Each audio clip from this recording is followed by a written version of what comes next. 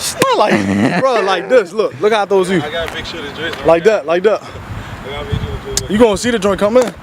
Nah. Hold on, try.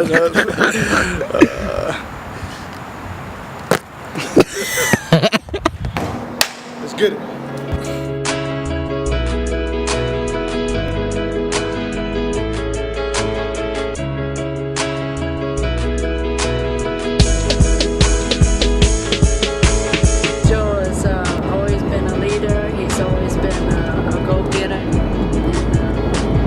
Perseveres in everything he does.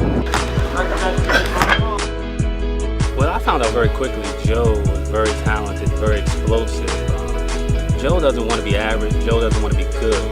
Joe wants to be great. You know, Joe has the drive and determination to be great. He wants to be the best in everything he does. And you know, just looking at him, he has it. You know, even if he's not the fastest or the biggest, he will not be outworked. I will put Joe Rankin up against anybody in this country, and I guarantee he will not be outworked. His football field is secondary to his successes. You know, I see him fighting through nonstop. Even through his senior year, he had a full scholarship offer to West Point and to Louisville, and was pretty much committed to Louisville. And then there was a situation with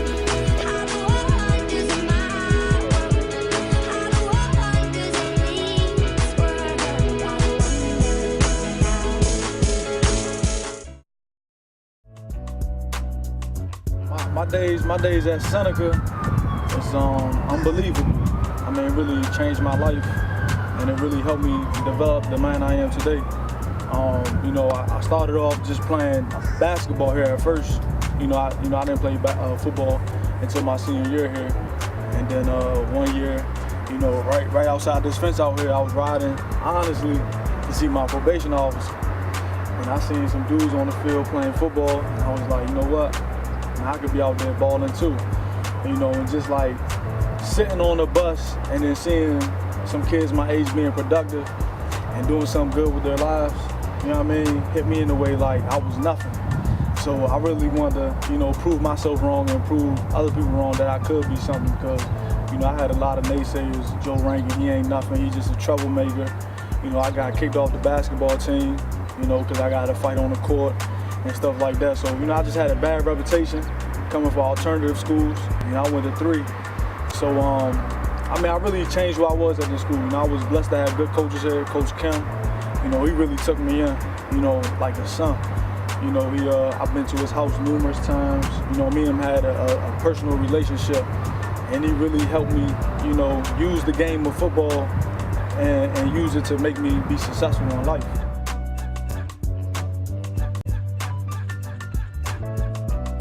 Joe, I believe came from probably a rough background, and you know, we needed to try and set him straight as far as you know, coming in here at Seneca, which is a very disciplined program.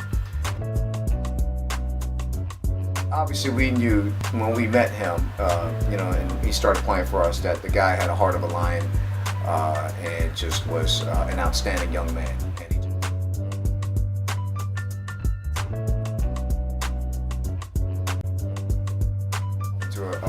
One of our best players, not just on a football field, but as a human being and character. You know, Joe went through many difficult situations, and you know, grew up with adversity in his face constantly.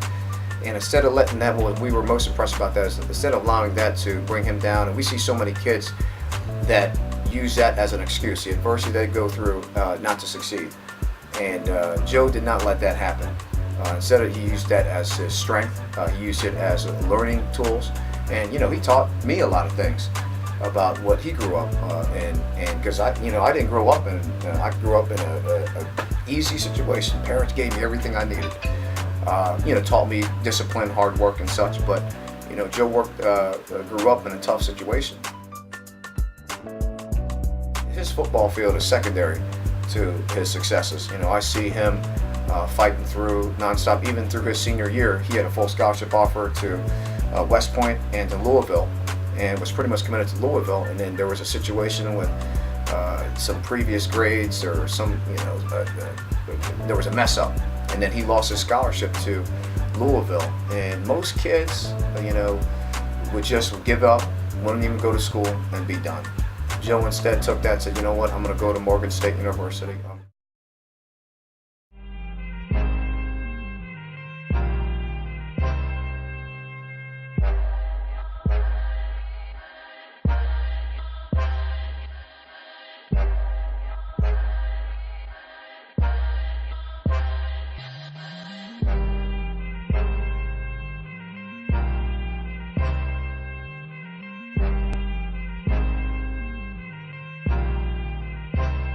I first started working with Joe. He was back in high school.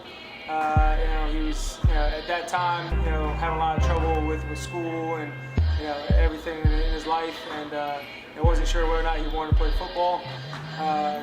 His coach contacted me and said, "Hey, I have a kid with a lot of talent, who just needs to be given some direction and some guidance, and I think he could be great." And I started working with Joe a little bit. He started coming in, and it was pretty apparent, pretty obvious that he had the talent, he had the ability.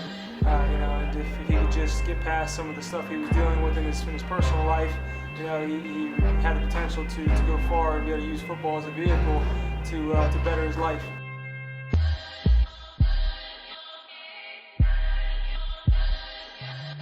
In the beginning, it was kind of off and on, and it always is with a young kid, and he learned the hard way. He started, eventually buying into the program and realizing that, with the hard work, he was going to have some success. And sure enough, man, all he had to do was just, get him going a little bit in his training, and he took right off because he obviously had the ability, and he was able to, make something happen with that. And now it's several years later, he's in college. He's having a great career at Morgan. I'm real excited for him.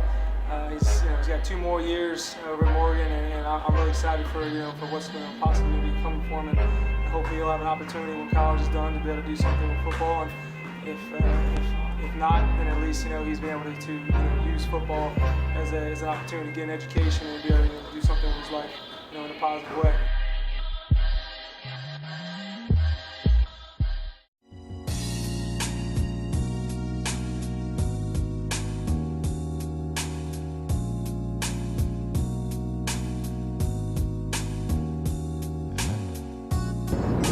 Joe has always been a leader. He's always been a forefront of his brother and sister. They pretty much, even though he's a middle, they still kind of looked up to Joe. Joe had that quality from when he was born. He pretty much did what he wanted to do type thing, Joe has always been a leader. He's always been a go-getter. He perseveres in everything he does. And same when he was little, he had that quality, and as he gets older, he still has it. He's getting better, He's a perfectionist. I know for a fact that's Superwoman. That is truly the one and only Superwoman in my life. I mean, she was everything. Hard-working woman. She's been working hard for her entire life to provide a home, a shelter over our head. I mean, I seen her starve just to feed us at times. I mean, I love my mom with, all my heart. And this summer, I really got a chance to get even closer to my mom, because she actually, she got a brain tumor and then she got diagnosed with cancer. And that's actually the first thing she told me when I came home, that she put the house in my name because if she passed away, I would take over the house because we had something called HOC. And that's when the government, helps provide for your bills and pay bills and stuff like that. So she said that she put my name on the HOC because she was diagnosed with cancer. And, once she told me that, I had to make sure that I didn't take any day for granted. So this summer I really got close to her. We spent a lot of time together, just from riding in the car like we did today, taking her to work, then I go work out, and after my workout, I pick her up, drop off at the morning, go work out, pick her up at the first job, take her to the second job. And we really bonded, on the car rides and stuff like that. And, she does a lot for me. I mean, she's a living role model of hard work, persevering through everything, being relentless And I really just look at her, you know, the times that I'm down and I feel like giving up. And I always tell myself that, you know, my mom never gave up. No matter how hard it got, my mom still fought through, still found a way. And, you know, she taught me that growing up. Don't never give up, don't never quit, you know, and chase your dreams.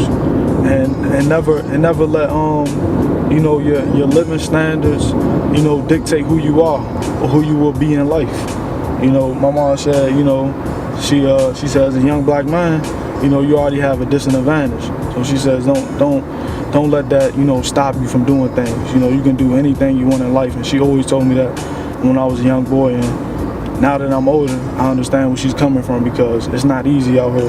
And especially, you know, and the new year is coming, you could barely get a job without a college degree. You know, and I wasn't even thinking about going to college before football. I wasn't even thinking about graduating high school, to be honest. So, you know, now that I'm older, I'm able to see and understand what she was talking about. You know, I've been blessed to have a lady like her.